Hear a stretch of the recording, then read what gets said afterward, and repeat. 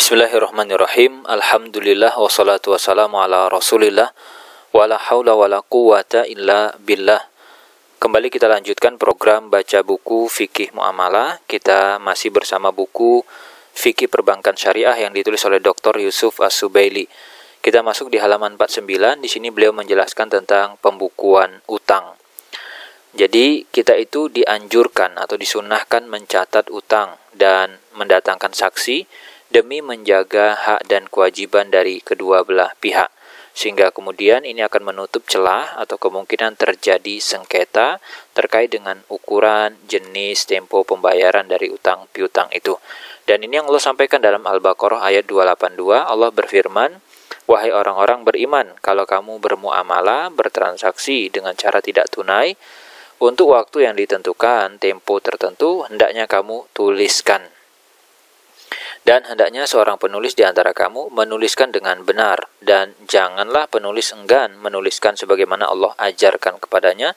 Allah sudah ajarkan dia, maka hendaknya dia menulis, dan hendaklah orang yang berutang itu mengimlakkan, membacakan atau menyebutkan apa yang akan ditulis, dan hendaknya dia bertakwa kepada Allah, dan janganlah dia mengurangi sedikit pun dari jumlah utangnya. Jika yang berutang itu tidak mampu untuk menyebutkan, membacakan, maka hendaknya walinya yang kemudian menyampaikan dengan jujur, kemudian datangkan saksi atas 2 orang, atau dari 2 orang saksi laki-laki di antara kamu. Jadi memang kita dianjurkan supaya jangan nanti kemudian ada sengketa di kemudian hari. Bagaimana dengan objek dari utang piutang itu? Maka semua hal atau segala sesuatu yang boleh diperjualbelikan itu boleh dijadikan objek utang. Apa contohnya? Uang, kemudian makanan, kemudian pakaian, kemudian mobil, dan yang lain-lain. Maka hal ini mencakup harta dengan jenis kategori misliyat. Misliyat itu apa? Yaitu adalah harta yang satuannya tidak berbeda dengan yang lain. Artinya sama dia dari sisi nilainya. Seperti misalkan uang, seperti misalnya kurma, kemudian gandum, kemudian besi, dan yang lain. Ada namanya kimmi. Ada kimiyat, itu adalah harta yang satuannya berbeda dengan yang lain dalam sisi nilai. Seperti misalkan hewan ternak. Kita kan nggak bisa beli hewan satu dengan hewan 2 itu bisa aja satu beratnya berapa, misalkan 30 kilo, satunya mungkin 28, kemudian properti dan lain-lain. Berdasarkan hadis yang menjelaskan bahwa Nabi meminjam unta. Ini ya tadi. Jadi Nabi itu mau cari unta yang sama, yang misal sama, misalkan yang itu untanya harga 25 juta atau harga berapa? Harga 50 juta. Nah, ternyata yang ada sama Nabi itu harganya 60 atau 55. Nggak ada yang pas. Jadi kalau misal itu memang persis sama. Misalkan kurma sekilo, gandum sekilo dengan jenis yang sama itu gampang. Ada kemudian objek itu bisa berupa jasa atau manfaat. Seperti misalkan kita menempati sebuah rumah, maka menurut Ibn Taimiyah kita boleh meminjamkan jasa atau mengutangi jasa. Jadi seseorang misalkan bantu temannya panen, giliran dia panen maka temannya nanti bayar juga dengan cara membantunya. Atau dia bisa persilahkan temannya untuk apa? Tinggal di rumahnya, dengan imbalan nanti dia bisa tinggal di rumah temannya. Kemudian di sini beliau membahas mengenai masalah bunga dalam akad qard utang piutang. Maka para ulama sepakat bahwa persyaratan dengan memberikan tambahan di luar dari jumlah utang untuk si kreditur. Ingat ya, kreditur berarti yang mengutangi. Maka hukumnya haram dan tidak diperbolehkan, itu disebut riba. Baik nanti tambahan nilainya itu berupa misalkan gini ya. Tambahannya bisa dinilai misalnya begini. Pinjamannya tadi 100.000, kemudian nilainya ketika dikembalikan menjadi 110. Atau tambahan itu berada pada kualitas. Seperti misalnya dia memberikan pinjaman uang rupiah, lalu kemudian syaratnya adalah dia kembalikan dengan mata uang dolar. Atau mungkin dengan adanya tambahan jasa, seperti dia memberikan pinjaman uang kepada orang dengan syarat dia mau pinjamkan mobilnya kepada si kreditur selama 1 minggu. Maka itu juga tidak diperbolehkan. Karena memang tujuan utama tadi, ingat kembali tujuan utama akad utang piutang kata beliau adalah untuk membantu, untuk tolong menolong dan mengharap pahala dari Allah. Sehingga kalau memang kreditur memberikan syarat tambahan dari nilai pinjaman, maka berarti tujuan asal utang itu hilang dan tidak terpenuhi, sehingga menjadi tidak sah akadnya dan berubah menjadi transaksi yang tujuannya adalah profit atau komersil. Ibnu Abdul Bar, beliau mengatakan setiap nilai tambah di luar dari utang, walau dalam bentuk jasa yang diberikan kepada si kreditur, maka jatuh kepada riba. Walaupun mungkin hanya segenggam makanan ternak, maka hukumnya haram kalau memang itu disyaratkan dalam akad.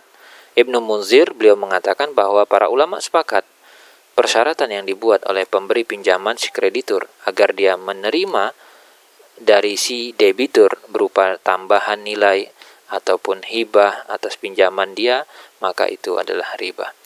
Kemudian, bagaimana kalau misalkan si debitur ngasih hadiah kepada si kreditur sebelum utangnya dilunasi? Dalam hal ini perlu dirinci. Hadiah yang dikasihkan debitur kepada kreditur sebelum utang lunas, debitur tidak berniat menolong utang, kreditur tidak berniat memotong utang si debitur seharga hadiah atau memberikan imbalan yang lain, maka tidak dibolehkan. Kecuali memang nanti si kreditur bilang, baik, hadiah ini saya hitung sebagai pembayaran utang, itu lain cerita. Kecuali ya, ada pengecualian di sini. Kecuali memang sebelum adanya utang itu, mereka udah biasa saling tukar hadiah, saling ngasih. Kalau memang sebelumnya mereka udah biasa saling ngasih hadiah, maka hadiah yang diberikan pada masa kredit itu hukumnya boleh, karena berarti tidak ada modus. Berarti ketika si debitur ngasih, bukan karena nggak enak, bukan karena sudah dibantu.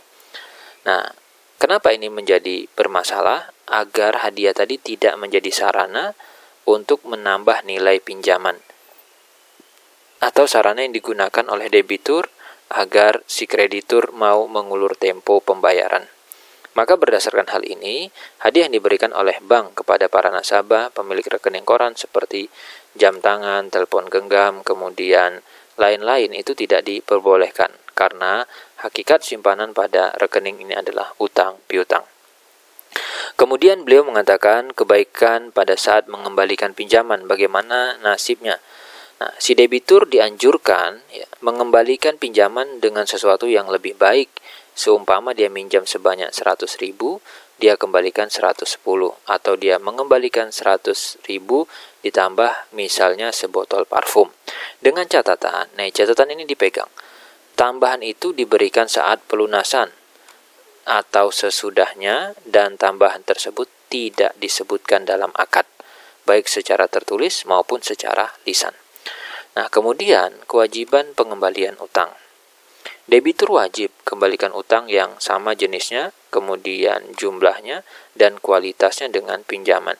Kalau seseorang memberikan pinjaman berupa uang tunai rupiah, kemudian nilai tukarnya berubah, bisa turun, bisa naik, maka kewajiban debitur hanya mengembalikan mata uang yang sama, sekalipun mungkin nilai tukar rupiah itu menurun terhadap dolar. Anggap misalkan, Pak Amir pinjam uang, B pinjam dari A sebanyak 10 juta, yang kemudian ditempo 1 tahun. Saat pinjam misalkan $1 itu 9.000. Kemudian berarti kewajiban si B adalah tetap mengembalikan 10 juta. Walaupun mungkin 1 tahun ke depan nilai tukar rupiah atas dolar itu bisa menguat, bisa melemah. Baik, itu yang kita bisa baca terkait dengan qard atau utang piutang. Nah, bagaimana dengan arisan di sini? Kata beliau, arisan itu adalah sekelompok orang sepakat bahwa masing-masing membayar sejumlah uang yang sama, kemudian nanti diundi siapa yang menerimanya setiap bulan dengan cara nanti bergilir. Maka di sini beliau mengatakan akad ini dibolehkan karena termasuk qard hasan, yaitu utang yang baik. Kemudian kita akan bahas atau baca di pertemuan berikutnya tentang penerapan riba dalam ekonomi modern di halaman 52 insya Allah. Anda boleh bagikan video ini kepada teman-teman Anda di medsos Anda dan ajak mereka bergabung ke dalam komunitas baca buku setiap hari. Demikian, semoga bermanfaat.